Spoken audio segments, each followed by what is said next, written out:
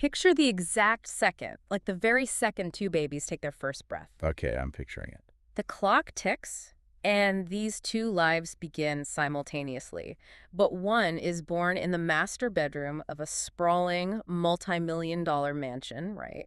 Wrapped in Egyptian cotton, private pediatrician standing by. Right, the absolute peak of luxury. Yeah, and the other child is born out back in the damp, cramped servants' quarters, wrapped in whatever scratchy cloth was lying around. A completely different reality from literal second one. Exactly. And here is the immediate, glaring reality of this whole setup.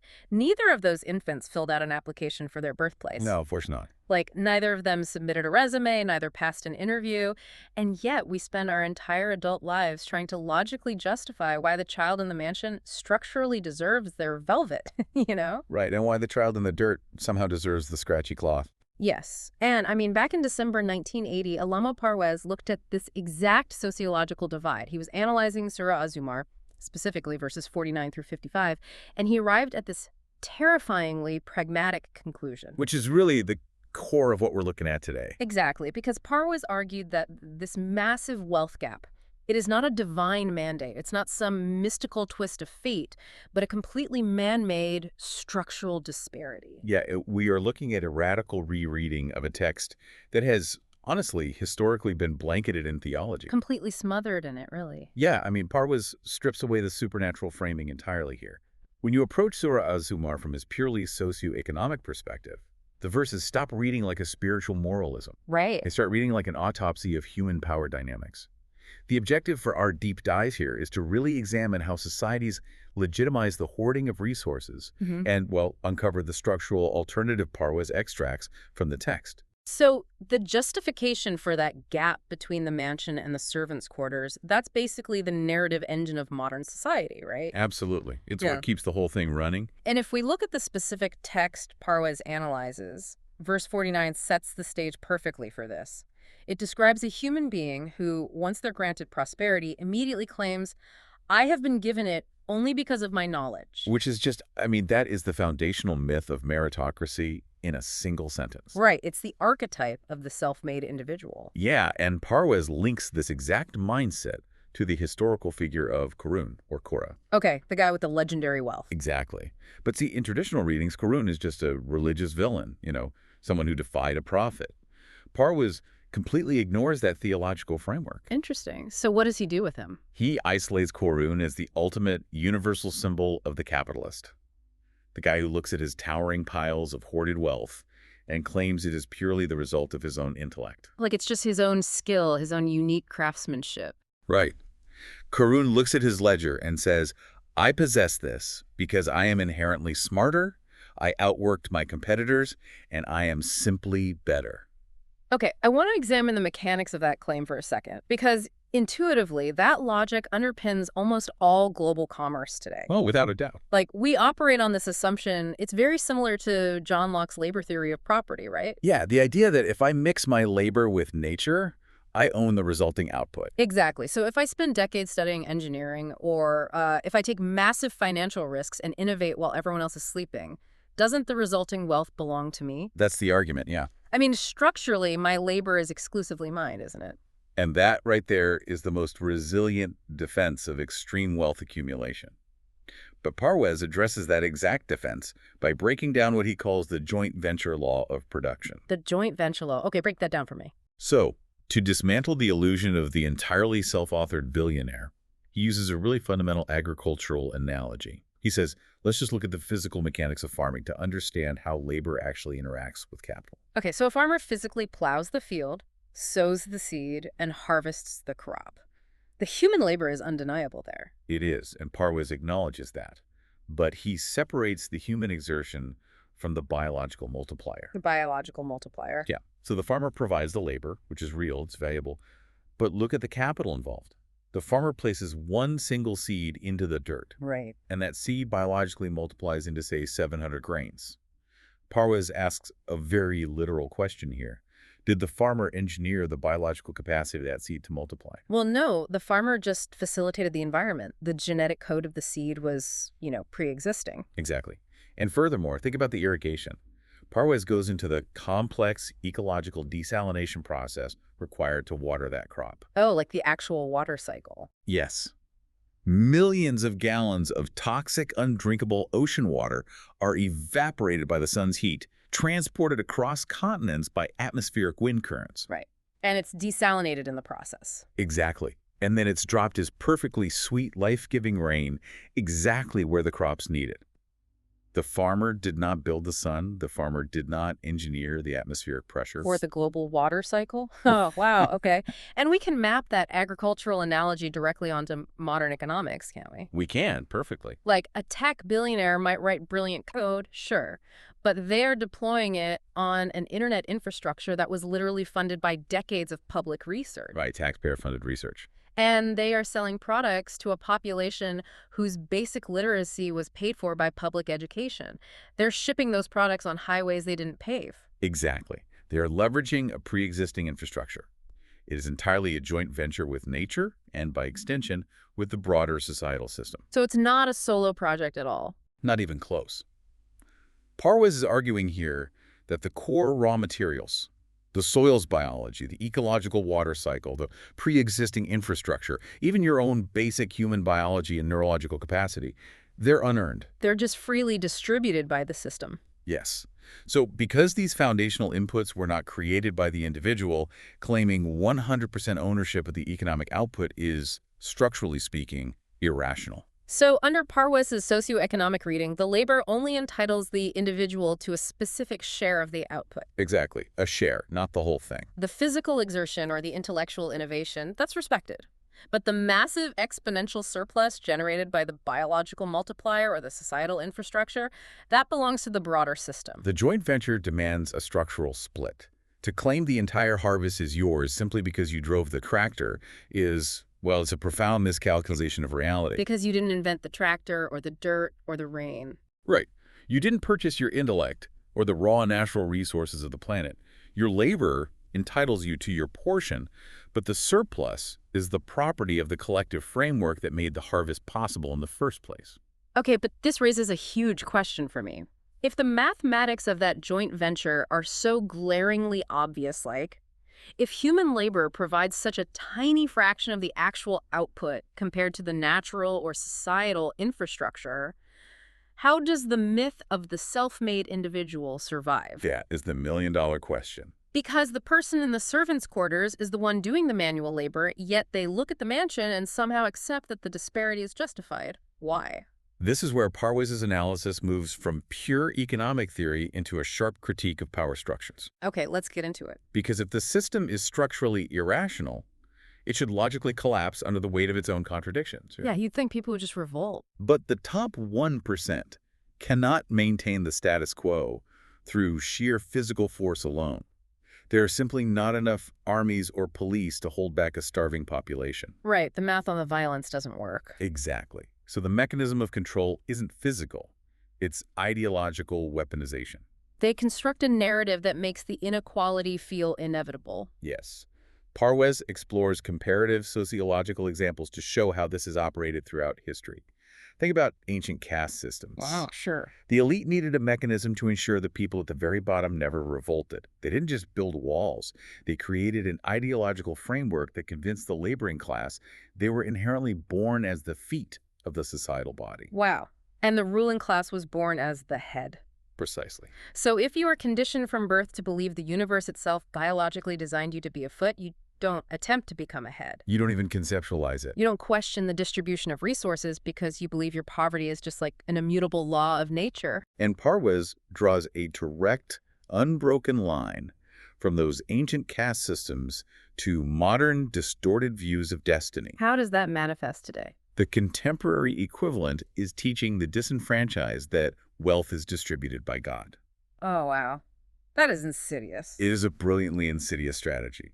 By attributing the massive wealth gap to divine will or some mysterious cosmic plan, the elite ensure the poor never investigate who is actually engineering their poverty. Because it completely neutralizes human agency. Exactly. Like, if someone is starving and they are taught it is simply a test of faith or a divine decree, Protesting for fair wages suddenly becomes a theological rebellion. Right, you're not fighting your boss, you're fighting God. It teaches the underclass that demanding economic justice is equivalent to fighting the universe itself. That's incredibly paralyzing. It paralyzes the disenfranchised completely. Parwez argues that this ideological paralysis is how you keep generations of a single family stuck in the servants' quarters. You convince them that seeking structural change is a sin against the natural order.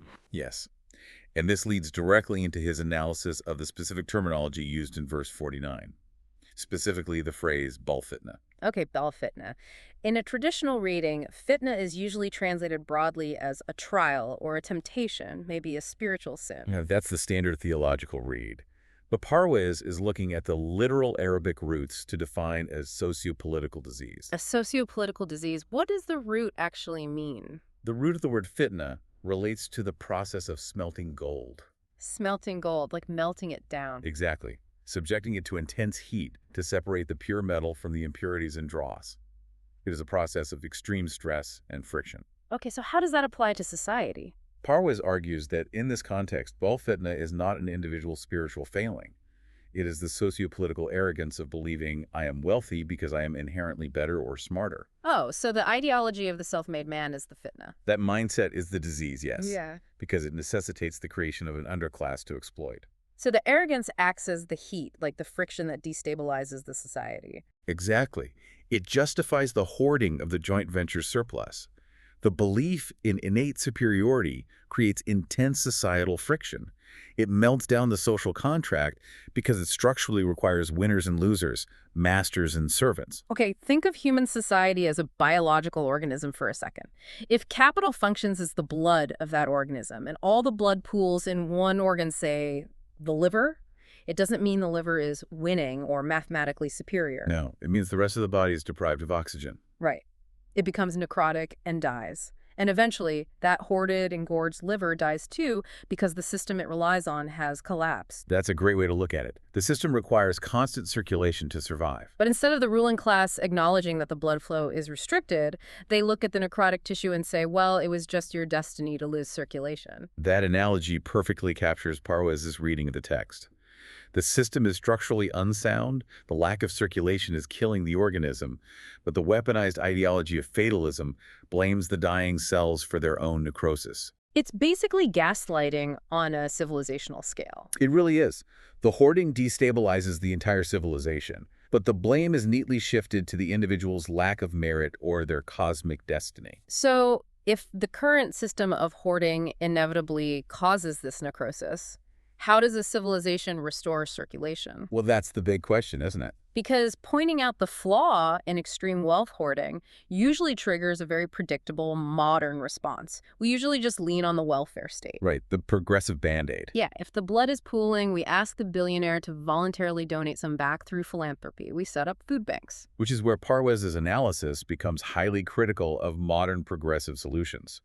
The standard response to capitalist disparity is to introduce orphanages, poorhouses, and massive philanthropic foundations. And Parwez doesn't agree with that. He explicitly rejects the idea of slapping a welfare state onto a broken system. He argues that charity is not a rational or viable socioeconomic solution. Wait, really? That requires a deep examination because the concept of charity is almost universally lauded as the highest moral good. Oh, absolutely. Like, we build statues of philanthropists. We name hospital wings after them. Why would a rational system reject charity? It comes down to human psychology and the concept of karam nabani Adam, which translates to the inherent baked-in dignity of the children of Adam, meaning all human beings. Okay. Parwez explains that charity, by its very structural nature, destroys human dignity. Destroy human dignity because standing in a soup kitchen fundamentally alters a citizen's psychological relationship to the society they live in. Exactly that. It creates a permanent dynamic of the generous superior handing down scraps to the dependent beggar. Wow, yeah. It enforces a hierarchy. It does. Even if the impoverished person receives enough calories to survive the night, they are stripped of their psychological agency. They're structurally conditioned to feel subservient, eternally grateful, and inherently inferior. I mean, you can't build a society on that. Parwez argues exactly that. A rationally governed society cannot survive if a massive portion of its population is stripped of their psychological agency. You cannot build a stable, balanced civilization out of citizens who feel they only exist because of the pity of the elite. Okay, but if charity is a destructive mechanism, what is the alternative economic structure? Like, how does a society prevent its most vulnerable from starving without resorting to philanthropy? It requires a fundamental redefinition of ownership, which actually loops us right back to the joint venture law of production we talked about earlier. Right, the unearned inputs. Because the raw materials, the soil, the natural resources, the collective infrastructure of the state belong to the system as a whole. The massive surplus generated by the economy is not the exclusive property of the elite. Okay, I'm following. Therefore, distributing that surplus to the vulnerable is not charity. Wait, if it's not charity, what is it? It's just a strict accounting correction. It is a structural dividend. Parwez outlines an economic mechanism where if a person is incapacitated, disabled, or if their labor simply cannot meet their basic needs, they are inherently owed a share of the societal surplus. They're owed it. Yes, they are owed this because they are a co-owner of the raw materials of the earth simply by being born. Oh, that makes so much sense.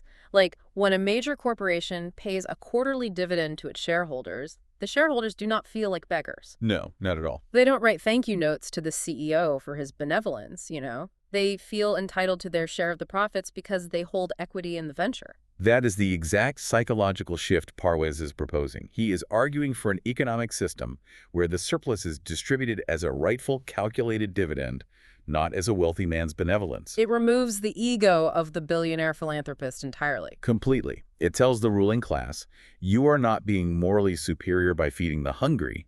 You are simply paying out a debt you owe to the joint venture. And the person receiving the funds knows it is their rightful share. It's just baked into the mathematical laws of the system. Exactly. There is no generous superior, and there is no dependent inferior. There are only equal partners in a collective civilization receiving their distribution. So bringing all these threads together, Parwez is basically presenting Surah Az-Zumar not as a manual for afterlife salvation, but as a stark socio-economic blueprint. That's the core of his thesis. It is a warning that any society built on the hoarding of resources, supported by the illusion of self-made supremacy and weaponized fatalism, is structurally doomed. And history supports that. I mean, history is littered with empires that didn't collapse from external invasion or lack of resources, but from the internal friction, the fitna of hoarded wealth. Right, when the organism dies from within. Yeah. When the bottom 99% are pushed to the absolute brink of survival, the ideological illusion shatters. They realize the fatalism they've been fed is a manufactured lie, and the system just tears itself apart. The ultimate Quranic case for a rational society, as Parwez frames it, is one where equitable distribution is not an act of individual kindness. It has to be a baked-in law of physics for the civilization. Circulation is survival. Exactly. The survival of the organism depends on circulation. If human legislation does not balance the scales structurally, nature and social friction will eventually balance them through catastrophic collapse. It completely shifts the burden of responsibility, doesn't it? It takes the blame off the individual struggling in the servants' quarters and places it squarely on the architecture of our economic laws. It's a complete paradigm shift. So if we truly viewed all our personal achievements and accumulated wealth as the result of a massive joint venture with society and nature, where we only truly own our specific labor, not the raw materials or the societal infrastructure, how would that completely rewrite our laws, our tax codes, and the way we judge the people struggling at the very bottom tomorrow?